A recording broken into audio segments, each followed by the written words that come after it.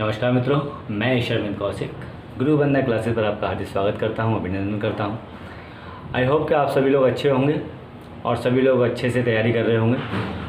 जैसा कि मैंने लास्ट की वीडियो में बताया था, 17 अक्टूबर को आपका जो जूनियर एडिट का पेपर होना सुनिश्चित हुआ है। उस परीक्षा को पास करना आपकी ज़िंदगी का महत्वपूर्ण हिस्सा होगा, क्योंकि मेहनत एक बार करनी है और फिर जीवन भर बैठ के खाना है। तो उसी सिलसिले में आज फिर मैं आपके लिए करंट अफेयर लेके आया हूँ, क्योंकि यहाँ पर अपने सब्जेक्ट पर हर व्यक्ति की कमांड होती है, लेकिन करंट अफेयर को तैयार करना और करंट अफेयर से क्वेश्चंस का फंसना दोनों अलग अलग बातें हैं। क्योंकि करंट अफेयर आपके चयन में बहुत ही महत्वपूर्ण भूमिका निभाने वाला है। तो चलिए अधिक समय नहीं लेते हुए चलते हैं अपने टॉपिक की ओर और देखते हैं आज किस प्रकार के हम विशेष प्रकार के क्वेश्चंस लेकर आए हैं, जिससे आपका जो जूनियर एडिट का पेपर है आप उसमें सफल होने में हम अपना भरकस प्रयास कर सकते हैं। आप भी हमारे साथ प्रयास कीजिए और ज़्यादा से ज़्यादा वीडियो को शेयर कीजिए। पहला क्वेश्चन है, हाल ही में डाक विभाग और इंडिया पोस्ट पेमेंट बैंक ने किस नाम से डिजिटल पेमेंट ऐप की शुरुआत की है? ठीक है, दो चीज़ें हैं पूछी गई हैं इसमें। एक तो डाक विभाग ने क्या चीज़ का शुभारंभ किया है, और दूसरा इंडिया पोस्ट पेमेंट की ये जो बैंक है इसकी शुरुआत कब हुई है और क्या हुई है, कहाँ हुई है, कैसे हुई है, वो सारी चीज़ें आज हम डिस्कस करने वाले हैं। तो देखिए, इसकी बात करूँ अगर मैं डिजिटल पेमेंट ऐप की, तो डिजिटल पेमेंट ऐप का शुभारंभ कब हुआ था? 15 सितंबर 2020 को। आपसे पूछ सकता है डिजिटल पेमेंट जो ऐप है उसका शुभारंभ कब हुआ, तो आप बताएंगे 15 सितंबर 2020 को इसका शुभारंभ हुआ था। अच्छा, अगर मैं बात करूँ ये किसने शुभारंभ इसका किया है या फिर किससे संबंधित है, तो ये संबंधित है संचार मंत्रालय द्वारा। कौन सा मंत्रालय है वो? संचार मंत्रालय। आपसे पूछ लेगा कि डिजिटल पेमेंट ऐप किस से संबंधित है या किस मंत्रालय से संबंधित है, तो आपका जो आंसर आएगा वो क्या आएगा? संचार मंत्रालय आपका इसका आंसर होगा। अगली बात करते हैं, इंडिया पोस्ट पेमेंट बैंक। ठीक है, किसकी बात कर रहा है? इंडिया पोस्ट पेमेंट बैंक का शुभारंभ कब हुआ था? तो 1 सितंबर 2018 को किया गया था। अब आप इसको याद कैसे रख सकते हैं? आप इसको ऐसे याद रख सकते हैं, इंडिया पोस्ट पेमेंट का जो शुभारंभ हुआ है वो 1 सितंबर 2018 को हुआ है। इंडिया पोस्ट पेमेंट बैंक का जो शुभारंभ हुआ है वो 1 सितंबर 2018 को हुआ था, और डिजिटल पेमेंट ऐप का जो शुभारंभ हुआ है वो 15 सितंबर 2020 को हुआ है। कब हुआ है? 15 सितंबर 2020 को हुआ है। अब बात कर लेते हैं इसके अंदर कौन कौन सी सेवाएं इन्होंने दी हैं। तो UPI money transfer, debit card और बहुत सारी सेवाएं हैं।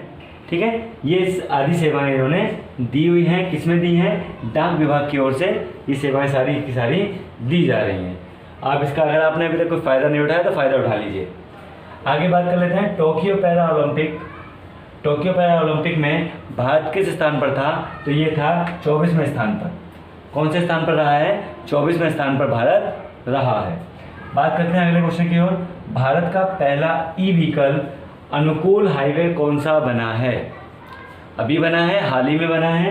ठीक है, भारत का पहला किसकी बात कर रहा है? ई व्हीकल की बात कर रहा है। और ई व्हीकल का मतलब क्या होता है? ई व्हीकल का मतलब होता है जितनी भी गाड़ियां हैं वो किससे चलने वाली हैं? इलेक्ट्रिक से चलने वाली हैं, बिजली से चलने वाली हैं, या फिर बैटरी के द्वारा चलने वाली हैं। उसका एक हाईवे बनाया गया है। वो हाईवे कौन सा है? दिल्ली से चंडीगढ़ हाईवे, यानी कि दिल्ली से जब आप चंडीगढ़ को जाएंगे तो उस हाईवे को व्हीकल अनुकूल हाईवे बनाया गया है। ठीक है, अब इसमें देखिए मज़े की बात क्या है, इसमें जितने भी लगभग 20 से 25 किलोमीटर की दूरी पर या 25 से 30 किलोमीटर की दूरी पर चार्जिंग पॉइंट लगाए गए हैं, जिससे किसी भी पर्सन को कोई प्रॉब्लम का सामना ना करना पड़े। ऐसा ना हो कि आपने घर से गाड़ी चार्ज करके निकले और रास्ते में आए, कुछ दूरी चली, उसके बाद चार्ज आपकी बैटरी जो थी वो डाउन हो गई। तो उसको देखते हुए भारत सरकार द्वारा ये अहम कदम उठाया गया है। उन्होंने क्या काम किया? 25 से 30 किलोमीटर की दूरी पर चार्जिंग पॉइंट बना दिए गए हैं। किस प्रकार के पॉइंट बने हैं? Charging point. और मज़े की बात यह है कि ये जो चार्जिंग पॉइंट हैं सारे के सारे सोलर ऊर्जा द्वारा बने हुए हैं, यानी कि सोलर पावर द्वारा ये चार्जिंग पॉइंट बनाए गए हैं। है ना मज़े की बात? तो ये कदम सरकार द्वारा क्यों उठाया गया? ये सरकार द्वारा कदम इसलिए उठाया गया है जिससे प्रदूषण की जो मात्रा है उसको कम किया जा सके। अब अगर आप दिल्ली जाएंगे तो दिल्ली में सबसे ज़्यादा प्रदूषण है। दिल्ली में क्या है? सबसे ज़्यादा प्रदूषण है। और इस प्रदूषण को कम करने के लिए ही ई व्हीकल का जो आविष्कार किया जा रहा है। धीरे धीरे ये सारे देश में फैल जाएगा, लेकिन अभी जो स्टार्ट हुआ है वो दिल्ली से चंडीगढ़ हाईवे के बीच में ही स्टार्ट हुआ है। ठीक है, ये महत्वपूर्ण क्वेश्चन हो सकता है आपके, हो सकता है एग्जाम्स में पूछा जा सके। हाल ही में आयोजित 11वीं केम, ठीक है, कौन सी है? 11वीं इंडिया गेम कहाँ आयोजित की गई? ठीक है, किसकी बात कर रहा है? 11वीं इंडिया गेम की बात कर रहा है और कहाँ पे आयोजित हुई है ये बताना है। देखिए, एक क्वेश्चन में कम से कम 3 से 4 क्वेश्चन मैं आपके तैयार करा रहा हूँ। अब यहाँ पे बात कर लेते हैं 11वीं इंडिया गेम की। तो 11वीं इंडिया गेम 17 से 19 मार्च 2021 के बीच में हुई थी। 17 से 19 मार्च के बीच में हुई है। कहाँ पर हुई है? होटल ताज। और होटल ताज कहाँ पर है? होटल ताज है दिल्ली के अंदर। होटल ताज कहाँ पर है? दिल्ली के अंदर। अब विषय क्या था? इसमें आपसे पूछ लेगा कि 11वीं इंडिया गेम जब आयोजित की गई तो उसका मुख्य विषय क्या था? तो इसका मुख्य विषय था भारत रसायन एवं पेट्रोकेमिकल के लिए ग्लोबल मैन्युफैक्चरिंग हब। ये इसका मुख्य विषय था। अब इसमें मुख्य विषय में क्या था कि रसायन को कैसे कम किया जाए, किस प्रकार से हम मैन्युफैक्चर करें जो ग्लोबल वार्मिंग पे इसका फ़र्क ना पड़े। भाई ग्लोबल क्या है? देखिए, जब केमिकल का यूज़ ज़्यादा होता है तो कहीं ना कहीं हमारा जो ग्लोबल वार्मिंग है उस पर इसका असर जो है देखने को मिलता है, जिसके कारण क्या हो रहा है? ओजोन परत हमारी कमज़ोर पड़ती जा रही है। तो इसी के लिए इसका मुख्य विषय क्या बनाया गया था? भारत रसायन एवं पेट्रोकेमिकल के लिए ग्लोबल मैन्युफैक्चरिंग हब इसका मेन विषय था। अच्छा, इसका जो आयोजन किया था वो कहाँ किया था या किसने किया था? तो भारत रसायन एवं पेट्रोकेमिकल ने इसका आयोजन किया गया था या फिर उसने किया था। अब आपसे पूछ ले, यहाँ पे कुछ भी पूछ ले। अब ये आपसे पूछ लेता है 11वीं इंडिया गेम कब आयोजित की गई? तो आप सीधे सीधे कहेंगे 17 मार्च से 19 मार्च 2021 के बीच में आयोजित की गई थी। अभी करंट का क्वेश्चन है, आपके एग्जाम से पूछा जा सकता है। ठीक है, तो कब आयोजित की गई थी? 17 मार्च से 19 मार्च के बीच में ये आयोजित की गई थी। कहाँ पे की गई थी? तो ये नई दिल्ली में की गई थी। और नई दिल्ली में होटल का क्या नाम था? तो ताज पैलेस होटल था। और ये कहाँ पर स्थित है? ये नई दिल्ली के अंदर स्थित है। इसका विषय क्या था? तो विषय था भारत रसायन एवं पेट्रोकेमिकल के लिए ग्लोबल मैन्युफैक्चरिंग हब। ये इसका मुख्य विषय था। इसे आप विशेष ध्यान रखेंगे, आपको हो सकता है सेम टू सेम ऐसा ही एग्जाम्स में देखने को मिल जाए। अब इसका आयोजन किसने किया था? तो भारत रसायन एवं पेट्रोकेमिकल ने इसका आयोजन किया था। तो अब आपको यहाँ से कोई भी क्वेश्चन आपका गलत नहीं होने वाला है, क्योंकि यहाँ से 4 से 5 क्वेश्चन मैं आपके हर एक क्वेश्चन में बना रहा हूँ और आपका क्वेश्चन भी कोई भी गलत नहीं होगा। अब अगले क्वेश्चन की बात करते हैं। तूषा यास क्या है? किसकी बात कर रहे हैं? तूषा यास क्या है? इसका नामकरण किस देश के द्वारा किया गया है? अब सबसे पहले बात कर लें तूषा यास। तो तूषा यास एक चक्रवाती तूफान है। क्या है? चक्रवाती तूफान है तूषा यास। आप इसे विशेष ध्यान रखेंगे। तूषा यास क्या है? चक्रवाती तूफान है और इसका जो नामकरण किया है वो ओमान द्वारा किया गया है। ठीक है, किसके द्वारा किया गया है? ओमान द्वारा किया गया है। अब ये चक्रवाती तूफान आता कहाँ पर है? ये जो चक्रवाती तूफान है यानी कि इसका नाम है तूषा यास। क्या नाम है? तूषा यास। अभी तूषा यास जो तूफान है ये आता कहाँ पर है? तो ये आता है बंगाल की खाड़ी और अंडमान सागर में। कहाँ पर आता है? बंगाल की खाड़ी और अंडमान सागर में। क्यों आता है? निम्न वायु दाब के कारण आता है। क्यों आता है? कारण क्या है इसका? इसका कारण है यहाँ पर क्या होता है? निम्न वायु दाब पाया जाता है, जिसके कारण से ये जो तूफान है जिसका नाम क्या है? तूषा यास है, ये आता है। अब मैं बात करूं यास, यहाँ पे एक शब्द दिया हुआ है यास। अब यास का मतलब क्या है? तो यास का जो अर्थ है वो है निराशा। क्या अर्थ है इसका? निराशा इसका अर्थ है। अब यहाँ से कोई भी क्वेश्चन पूछेगा कि तूषा यास क्या है? ये एक चक्रवाती तूफान है। इसका नामकरण किसने किया? ओमान द्वारा किया गया था। ये कहाँ पर आता है? तो अंडमान सागर तथा बंगाल की खाड़ी में ये पाया जाता है। क्यों पाया जाता है या यहाँ पर क्यों आता है? तो यहाँ पर वायु दाब का जो वायु दाब है वो क्या है? निम्न है। तो निम्न वायु दाब के कारण यहाँ पर ये आता है। ठीक है, यहाँ से भी आपके 3 से 4 क्वेश्चन तैयार हो गए हैं। अब बात कर लेते हैं ढाका तथा न्यू जलपाईगुड़ी। ढाका तथा न्यू जलपाईगुड़ी के मध्य प्रारंभ होने वाली नई यात्री ट्रेन का संचालन किस मार्ग द्वारा किया जाएगा? ये सारे के सारे करंट अफेयर हैं, बिल्कुल अभी लेटेस्ट के क्वेश्चंस हैं, आपके एग्जाम्स में यहाँ से देखने को मिल सकते हैं। तो यहाँ पे देखिए बात कर लेते हैं ढाका तथा न्यू जलपाईगुड़ी की। तो न्यू जलपाईगुड़ी जब ये संचालन हुआ था, ये कब हुआ है? बंगाल, जो हमारा बांग्लादेश है, उसकी 50वीं स्वतंत्रता वर्षगांठ थी। कौन सी थी? बांग्लादेश की 50वीं। ये आप विशेष ध्यान रखेंगे, कौन सी वर्षगांठ है? 50वीं वर्षगांठ के शुभ अवसर पर इस ढाका तथा जो न्यू जलपाईगुड़ी था, इसके मध्य संचालन शुरू किया गया है। ठीक है, और ये किस तारीख को हुआ था? तो ये हुआ था 26 मार्च 2021 को। ये आप तारीख भी विशेष याद रखेंगे। तो किस तारीख को हुआ है? 26 मार्च 2021 को ये स्टार्ट हुआ है। कब किसके उपलक्ष्य में हुआ था? तो बांग्लादेश की 50वीं वर्षगांठ थी जब ये स्टार्ट किया गया था। अब देखिए इसमें ये तो आपको समझ में आ गया कि नई ट्रेन का संचालन किस मार्ग द्वारा किया जाएगा। अब ये हमें बताना है, ये पता चल गया हमें कि कब शुरू किया गया और क्यों शुरू किया गया, या किसकी वर्षगांठ पर शुरू किया गया था। यहाँ से क्वेश्चन बन भी सकता है कि बांग्लादेश की वो कौन सी वर्षगांठ थी जब ढाका तथा न्यू जलपाईगुड़ी के मध्य रेल संचालन शुरू किया गया। तो आपका आंसर क्या आएगा? 50वीं वर्षगांठ थी। कौन सी थी? 50वीं। या क्वेश्चन यहाँ से इस तरह से बन सकता है, 50वीं वर्षगांठ के शुभ अवसर पर ढाका तथा न्यू जलपाईगुड़ी के मध्य किस देश का जो ट्रेन संचालन है वो नई ट्रेन का संचालन शुरू किया गया? तो आपका आंसर क्या आ जाएगा? बांग्लादेश आ जाएगा। क्वेश्चन आप किधर से भी पूछ लो, आंसर आपका सेम आना है। ठीक है, अब बात कर लेते हैं ये किस मार्ग से ये चला था। तो ये जो चला था चिल्हाटी, ठीक है, चिल्हाटी हल्दीबाड़ी सीमा रेल मार्ग से, यानी कि जो सीमा पार थी रेल मार्ग से चलाया गया है। ठीक है, चिल्हाटी हल्दीबाड़ी। अब देखो इसको याद कैसे कर सकते हैं? इसको याद कर सकते हैं चिल्लाना, चिल्हाटी चिल्लाना, चिल्हाटी चिल्लाना, चिल्हाटी चिल्लाना। ठीक है, तो यहाँ से हम इसको इंक्लूड कर सकते हैं चिल्हाटी को चिल्लाने से। कंपेयर कर लेंगे अब हल्दीबाड़ी। अब हल्दी घाटी बोलते हैं ना, तो हल्दी घाटी का क्या बन जाएगा? हल्दीबाड़ी बना दीजिए। और सीमा पार से चलाया गया था, रेल मार्ग है वहाँ पर, वहाँ सीमा पार रेल मार्ग है, वहाँ से इसको चलाया गया था। तो इसका जो सही आंसर है वो चिल्हाटी हल्दीबाड़ी है। ठीक है, ये आप विशेष ध्यान रखेंगे।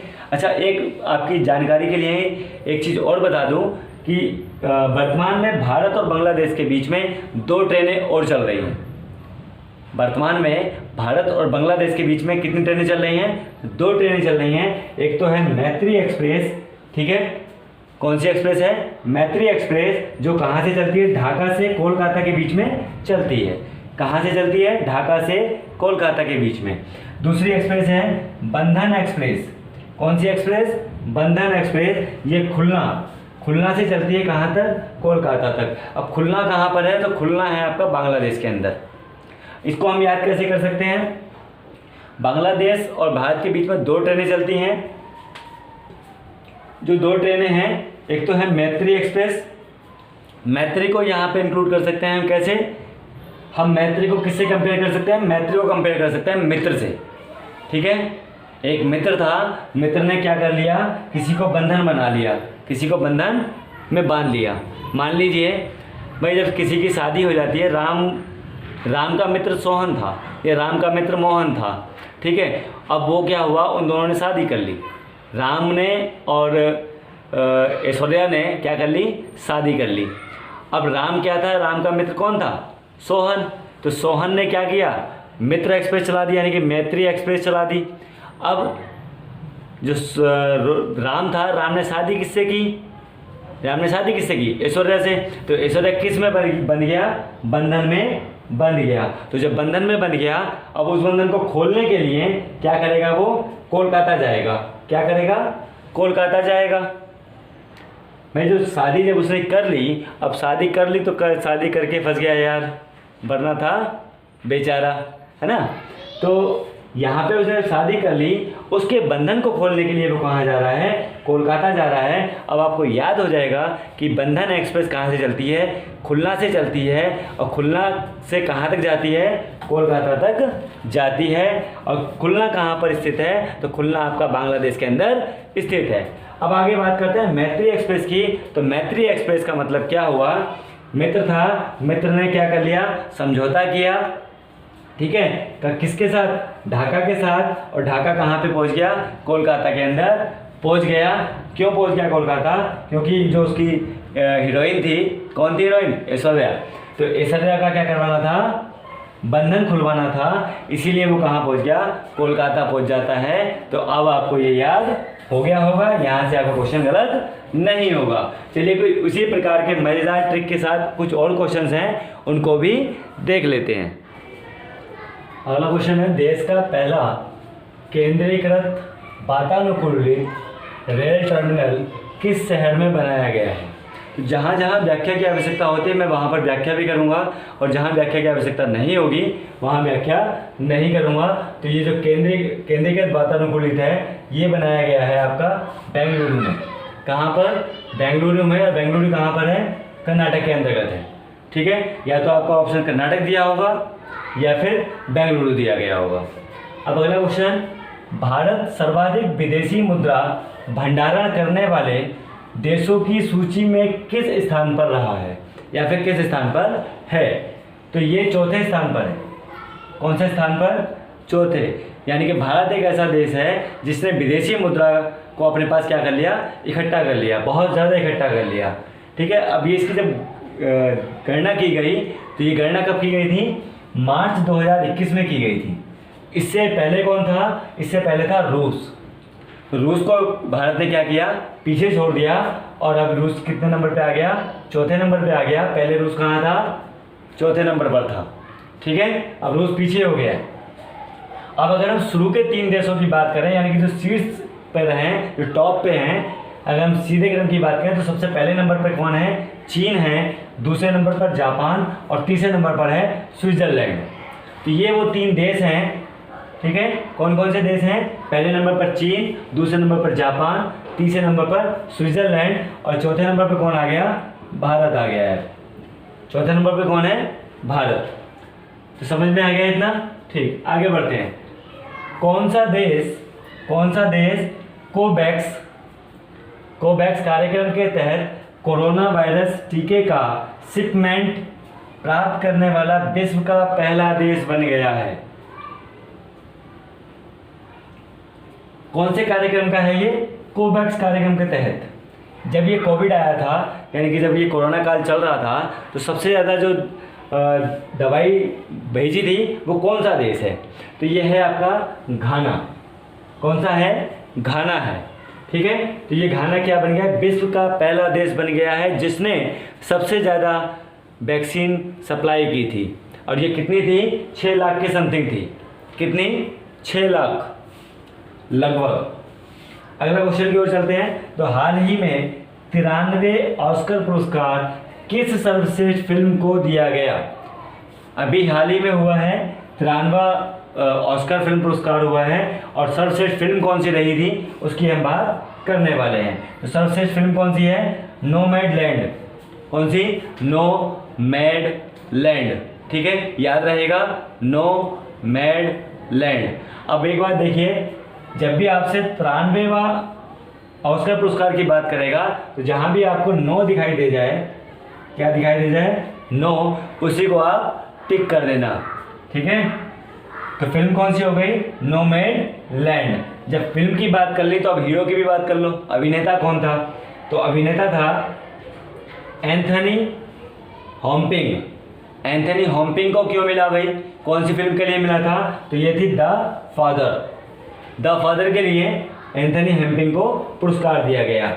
अब हीरोइन कौन थी, अब हीरो की बात करोगे, हीरोइन की बात करोगे, पिक्चर की बात करोगे, तो अब बात किसकी कर रहे हैं, हीरोइन की, यानी कि अभिनेत्री कौन थी, तो फ्रांसिस मैकडॉर्मंड। फ्रांसिस मैकडॉर्मंड, ठीक है। अभी आपको ध्यान रहेगा फ्रांसिस मैकडॉर्मंड, यानी कि यहाँ भी क्या आ रहा है, मेड आ रहा है, और यहाँ क्या आ रहा है, मंड आ रहा है। अब ये किस पिक्चर के लिए मिला था, तो ये फिल्म थी नोमैड लैंड के लिए ये फिल्म को पुरस्कार मिला था। किसे मिला था, अभिनेत्री को मिला था। अभिनेत्री का क्या नाम था, फ्रांसिस मैकडॉर्मंड थी। अब बात कर लेते हैं निर्देशक की। निर्देशक कौन होता है, डायरेक्टर। अब जब भाई सबको तुम बात करोगे, जो पिक्चर बना रहा है उसी को कुछ नहीं दोगे, तो वो तो गलत हो जाएगा ना। तो अब बात कर लेते हैं निर्देशक की। तो निर्देशक का क्या होगा, क्लो झाओ। क्लो झाओ। और ये किस पिक्चर के लिए मिला था, तो नोमैड लैंड के लिए ही मिला था। यानी कि जो 93 ऑस्कर पुरस्कार जिस पिक्चर को मिला है, उसी पुरस्कार, चाहे वो आपकी हीरोइन हो, चाहे वो आपका डायरेक्टर हो, ठीक है, ये दोनों पुरस्कार भी उसके अभिनेता और अभिनेत्री को मिले हैं। अभिनेता तो दूसरा है, अभिनेता है आपका एंथनी हॉम्किंस, और ये किस पिक्चर के लिए मिला है, तो द फादर के लिए इसको मिला था, ठीक है। कुछ और क्वेश्चंस हैं, उनको भी देख लेते हैं एक नज़र। अगला क्वेश्चन आपके सामने है ताऊते। ताऊते क्या है, इसका नामकरण किस देश के द्वारा किया गया है, ठीक है। ताऊते क्या है, तो ताऊते एक चक्रवाती तूफान है। क्या है, चक्रवाती तूफान है। और इसका जो नामकरण किया है वो किसने किया है, म्यांमार द्वारा इसका नामकरण किया गया है। अब ये चक्रवाती जो तूफान है, यानी कि जिसका नाम है ताऊते, ये कहाँ पर होता है, ये कहाँ पर आता है, तो ये आता है अरब सागर में। कहाँ आता है, अरब सागर में। अब ताऊते का अर्थ क्या है, तो ताऊते का अर्थ है शोर मचाने वाली छिपकली। इसका अर्थ क्या हुआ, जो शोर मचाने वाली छिपकली है, उसका अर्थ है किसका, ताऊते का। तो ये सारी बातें क्लियर हो गई। ताऊते क्या है, ताऊते चक्रवाती तूफान है। ये कहाँ पर है, या ये कहाँ पर आता है, तो ये अरब सागर में आता है। इसका नामकरण किसने किया था, इसका नामकरण किया था म्यांमार द्वारा किया गया था। किसके द्वारा किया गया था, म्यांमार द्वारा। अब इस ताऊते का शाब्दिक अर्थ क्या है, तो शाब्दिक अर्थ है शोर मचाने वाली छिपकली, इसका शाब्दिक अर्थ है। अब अगला क्वेश्चन की ओर चलते हैं। मैत्री सेतु का उद्घाटन कब किया गया, तो मैत्री सेतु का जो उद्घाटन है वो किया गया है 9 मार्च 2021 को। किसने किया था, हमारे माननीय आदरणीय प्रधानमंत्री श्री नरेंद्र नाथ मोदी जी द्वारा, ठीक है। इसमें लागत कितनी आई है, तो लागत आई है इसमें 133 करोड़ रुपए की। कितनी लागत है, 133 करोड़ रुपए की आई है। अब ये जो मैत्री सेतु है ये किस किस के बीच में है, तो ये है भारत और बांग्लादेश के बीच में। किस किस के बीच में है, भारत और बांग्लादेश के बीच में इस सेतु का निर्माण किया गया है। अब ये किस नदी पर है, तो ये नदी है फैनी नदी। फैनी खाने वाली फैनी नहीं है भैया ये, ठीक है, ये फैनी नदी है। ये फैनी नदी कहाँ बहती है, तो फैनी नदी बहती है त्रिपुरा और बांग्लादेश के बीच में, ठीक है। त्रिपुरा है और बांग्लादेश दोनों में बह रही है, लेकिन भारतीय सीमा के बीच में बह रही है, ठीक है। त्रिपुरा और बांग्लादेश तो दोनों है ही हैं, साथ में कहाँ है, भारतीय जो सीमा है उसके बीच में ये नदी बहती है, जिसका नाम है फैनी नदी। अब यहाँ से क्वेश्चन किस प्रकार के बनेंगे, तो क्वेश्चंस बन सकते हैं यहाँ पर, मैत्री सेतु का उद्घाटन कब किया गया, तो मैत्री सेतु का उद्घाटन किया गया था 9 मार्च 2021 को। किसके द्वारा किया गया, तो नरेंद्र मोदी जी के द्वारा किया गया। मैत्री सेतु जो है वो किस किस के बीच में बना है, तो भारत और बांग्लादेश के बीच में बना है। कितनी लागत आई, 133 करोड़ रुपए की लागत आई। किस नदी पर है, तो फैनी नदी पर है। फैनी नदी कहाँ है, त्रिपुरा और बांग्लादेश में है। त्रिपुरा और बांग्लादेश में तो है, लेकिन भारतीय जो सीमा है उसके बीच में ये बहती है, ठीक है। ये आपकी भी बात क्लियर हो गई। इसका मैत्री सेतु नाम क्यों पड़ा, मैत्री सेतु ही इसका नाम क्यों रखा गया, तो दोनों जो देश हैं उनके बीच में बढ़ते द्विपक्षीय और मैत्रीपूर्ण जो संबंध है उनको देखते हुए इसका नाम मैत्रीपूर्ण रखा गया, यानी कि मैत्री सेतु रखा गया। अगले क्वेश्चन की ओर जब चल जाते हैं तो चलते हैं अगला क्वेश्चन, किस राज्य में देश का सबसे बड़ा तैरता हुआ सौर ऊर्जा संयंत्र स्थापित किया गया है? यानी कौन सा तैरता हुआ सौर ऊर्जा संयंत्र कहाँ पर है? यह तेलंगाना राज्य है और देश तेलंगाना राज्य के रामागुंडम में स्थित है। ठीक है, तेलंगाना राज्य के रामागुंडम में स्थित है। क्षमता कितनी है इसकी? तो क्षमता है भैया इसकी 100 मेगावाट। कितनी है? 100 मेगावाट इसकी क्षमता है। अब ये बात आपको समझ में आ गई होगी। अगर समझ में आ गई तो कल फिर मिलेंगे इसके नेक्स्ट पार्ट के साथ। अब आप मेरे साथ बने रहिए और देखते रहिए करंट अफेयर। कल फिर मिलेंगे। जय हिंद।